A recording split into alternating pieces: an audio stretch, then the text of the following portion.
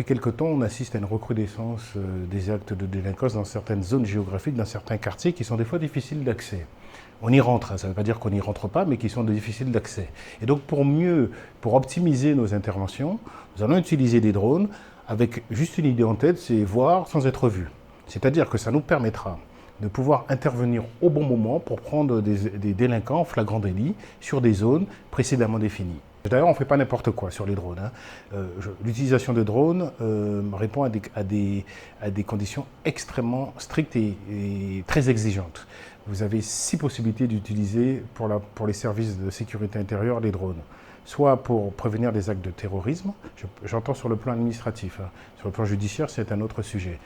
Soit prévenir des actes de terrorisme, soit pour la sécurisation de grands rassemblements, soit pour la surveillance des frontières, et là c'est très utile pour nous, puisque nous avons beaucoup de débarquements sur les plages, ça peut être des débarquements de stupéfiants, régulièrement on a des ballots de drogue qui arrivent de stupéfiants qui arrivent sur nos plages, débarquement aussi d'armes, débarquement d'étrangers en situation irrégulière, donc ça permettra de surveiller les frontières.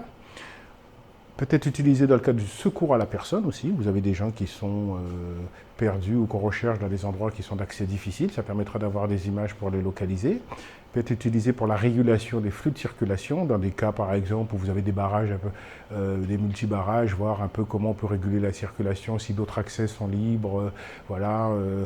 Et puis vous avez la possibilité aussi d'utiliser ces drones pour la sécurité au quotidien, c'est-à-dire pour prévenir des actes de délinquance au quotidien, notamment les cambriolages, hein, sur des zones qui sont très criminogènes, on peut utiliser les cambriolages, les rassemblements de jeunes dans des cités pour surveiller. Voilà, on a cet outil qui nous permettra de pouvoir prendre les meilleures décisions.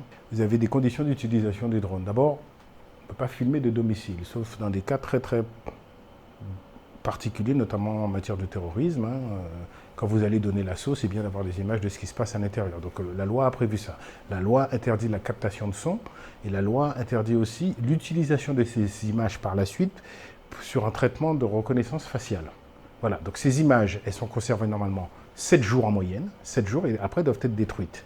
Quand vous filmez un domicile, la durée de conservation, c'est 48 heures. Il faut savoir que le citoyen a un droit de rectification, un droit d'accès aux images pour pouvoir aussi, dans le cadre de la protection de la vie privée. Alors on ne fait pas n'importe quoi.